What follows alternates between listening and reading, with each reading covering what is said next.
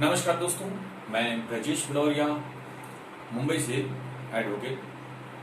दोस्तों, आज हम लोग ये चीज समझेंगे कि दोस्तों आजकल प्रायः या फिर हमेशा पहले से ही देखने को आता है कि प्रायः हमेशा हम लोग देखते रहते हैं कि जो फुटपाथ पे जो गरीब लोग काम करते रहते हैं, जो ठेले पे, रिक्शे पे या फिर सब्जियां लेकर या फिर और भी तरह छोटे मोटे चीजों को जो स्ट्रीट पे लोग, जो स्ट्रीट पे वेंडर्स लोग जो सेलिंग करते हैं, तो अक्सर कभी कभी पुलिस आते हैं, कभी महानगर पालिका से आते हैं, कभी नगर पालिका से आते हैं, कभी और भी लोकल अथॉरिटी के कोई ऑफिसर्स आ जाते हैं, कोई उसके कर्मचारी आ जाते हैं, कोई और भी पर्सन आ जाते हैं और उस चीज को वैकेंट करवा देते हैं, खाली करवा देते हैं, सामान लेकर उठाकर चले जाते हैं, जिससे कि गरीबों को बहुत तकलीफ होती है।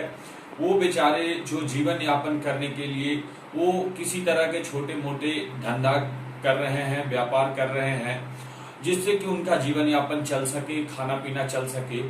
और उसके साथ अगर इस तरह का हो रहा है दोस्तों, तो क्या यह सही है? तो इसके ऊपर ही हम लोग आज बात करेंगे दोस्तों। मैं बताऊं आपको, जो हमारा कॉन्स्टिट्यूशन जो है, कॉन्स्टिट्यूशन में दोस्तों दो सेक्शंस है, दो आर्टिकल है। पहला आपको दोस्तों article 19 protection of certain rights regarding freedom. इसमें दोस्तों की आर्टिकल 19 सब आर्टिकल 1 में आप देखेंगे तो क्लॉज ई में जो है आपको एक राइट्स देता है। ये फंडामेंटल राइट है to resident and settle in any part of the territory of the India.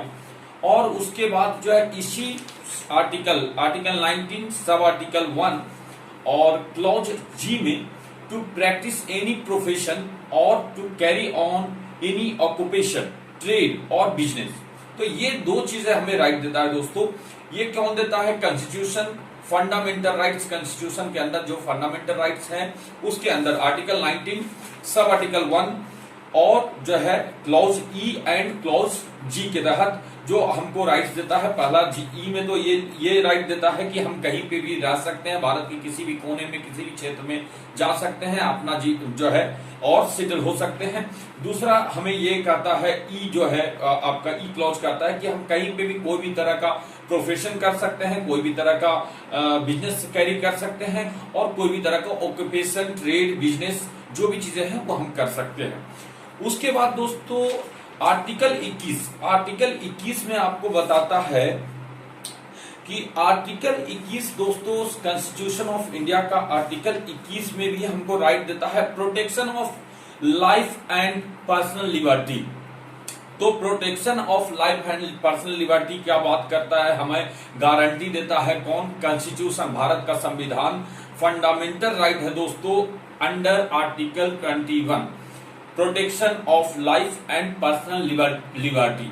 मतलब कि दोस्तों कि हम अपने जीवन के लिए, जीवन यापन के लिए, अपने पर्सनल लिबर्टी के लिए हम कोई भी तरह का कार्य कर सकते हैं। शर्त सिर्फ इतना होना चाहिए दोस्तों कि वो कार्य, वो जो हम काम कर रहे हैं वो इलीगल नहीं होना चाहिए। जैसे कि बिना कोई जो है किसी को जैसे मर्डर करने का, सुपारी लेने का काम हो गया, किसी को रेप करने के लिए पैसा लेना, किसी के घर में चोरी करने के लिए पैसा लेना, किसी के घर में डकैती करने के लिए कॉन्ट्रैक्ट किसी के साथ करना। तो इस तरह के इलीगल एक्ट का कोई कॉन्ट्रैक्ट नहीं होना चाहिए, इलीगल एक्ट का कोई ट्रेड या बिजनेस नहीं हो सकता है। जो लीगल ट्रेड बिजनेस है वो कहीं पे भी कोई भी व्यक्ति कर सकता है अपने जीवन यापन के लिए। ये चीज हम समझ लिए दोस्तों। तो ये जो दोनों आर्टिकल है कॉन्स्टिट्यूशन का, इन आर्टिकल्स के ऊपर काफी दिनों से तर्क वितर्क चल रहा था। काफी सारे सेक्शंस, केसेस वगैरह भी इसके ऊपर पहले भी होते चला है और इसके बारे में चर्चा लगातार होते रहा कि क्या जो स्ट्रीट वेंडर्स हैं वो राइट है या रॉन्ग है।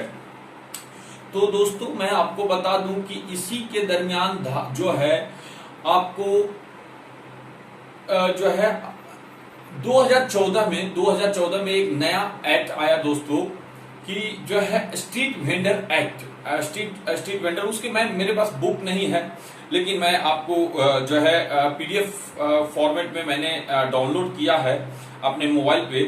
ये जो एक्ट है दोस्तों, the street vendors protection of livelihood and regulation of street vending act 2014, आप शॉर्ट में इसे आप द स्ट्रीट वेंडर एक्ट 2014 भी बोल सकते हैं। तो ये जो एक्ट है दोस्तों 2014 में हर जगह से ये बिल पास होने के बाद एक एक्ट बन गया, मतलब पार्लियामेंट के जो लोकसभा से पास हुआ, फिर राज्यसभा से पास हुआ।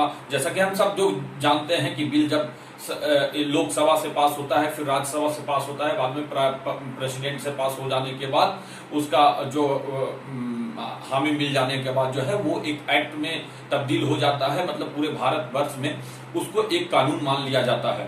तो उस तरह से ये तीनों चारों जगह जो भी प्रक्रिया है एक्ट बनने का, उसके अकॉर्डिंगली ये पास होने के बाद 2014 में दोस्तों ये एज एन एक्ट बन गया हमारे हिंदुस्तान में। और ये स्ट्रीट वेंडर एक्ट के तहत, स्ट्रीट वेंडर एक्ट 2014 में दोस्तों एक बहुत ही इंटरेस्टिंग बात लिखा गया है, और इसमें धारा 12 section 12 of the street vendor act, ये हमें राइट देता है दोस्तों कि राइट ऑफ स्ट्रीट वेंडर। आपको एक बार मैं पढ़ के बता दूं कि ये राइट क्या है, 2 लाइन 4 लाइन में है, बहुत ज्यादा नहीं है दोस्तों। तो ये आपको मैं बताता हूं क्या लिखा है सेक्शन 12 में, आप समझिए।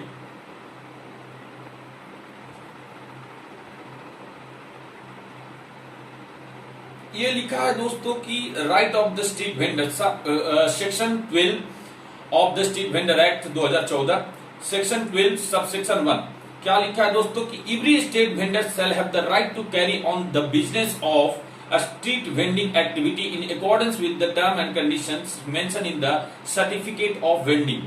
मतलब कि कोई भी जो स्ट्रीट वेंडर्स है उसे ये राइट मिलता है, उसे ये अधिकार मिलता है कि किसी भी तरह का वो बिजनेस को कैरी कर सके as an street vending activity के तौर पे, उसी टर्म एंड कंडीशन के अकॉर्डिंग जो उसके सर्टिफिकेट पे, वेंडिंग सर्टिफिकेट पे लिखा हुआ होना चाहिए, जो लिखा हो उसके अनुसार, समझे।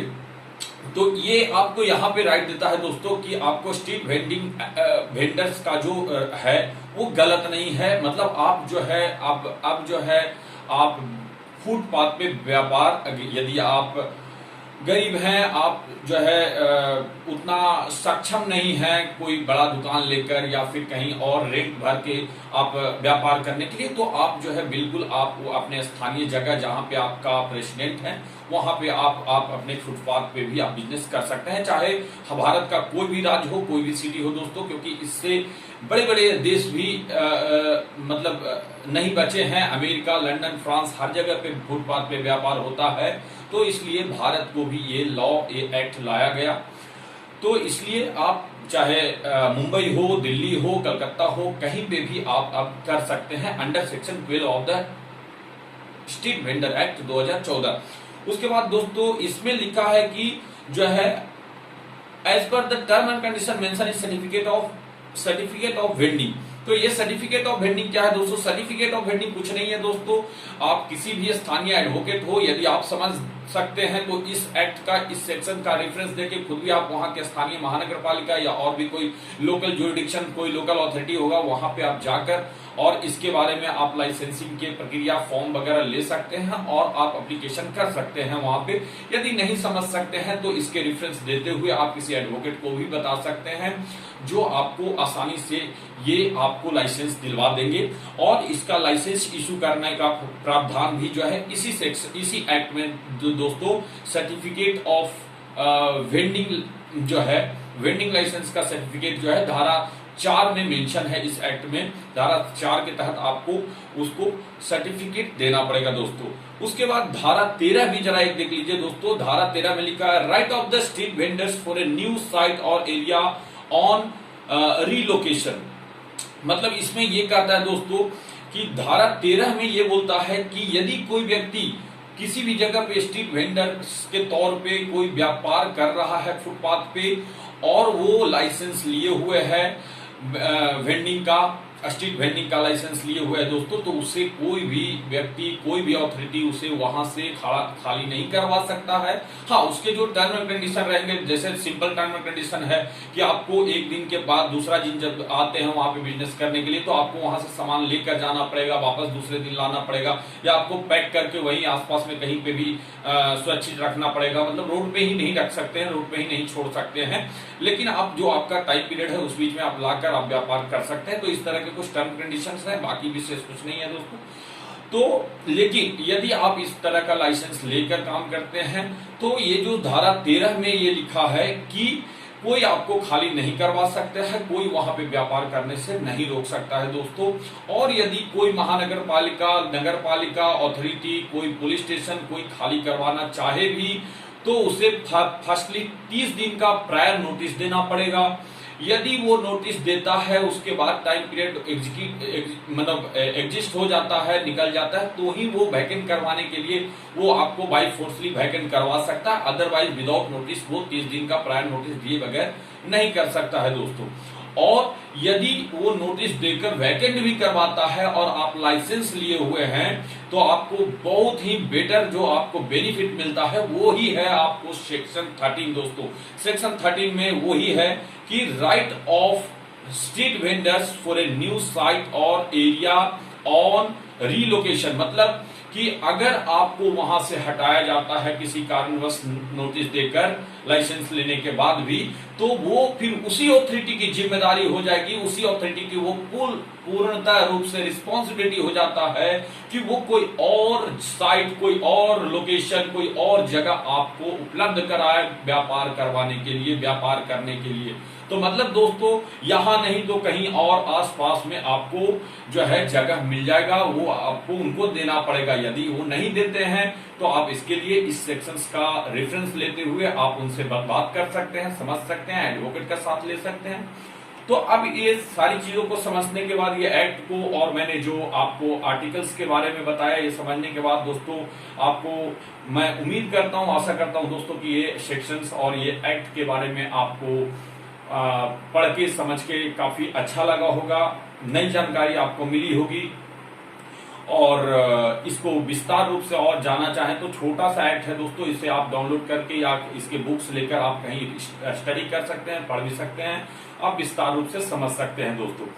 तो इसी चंद शब्दों के साथ मैं आपको थैंक्स बोलता हूं वीडियो देखने के लिए। और यदि आपको अच्छा लगे दोस्तों तो इसे शेयर भी करें, लाइक करें, सब्सक्राइब करें। और अगले बार फिर से हम लोग कुछ नए टॉपिक पे, कुछ नए इंटरेस्टेड टॉपिक पे जो आपको जागरूक कर सके, वैसे कुछ टॉपिक्स को लेकर मैं आऊंगा। Thank you so much, thank you very much.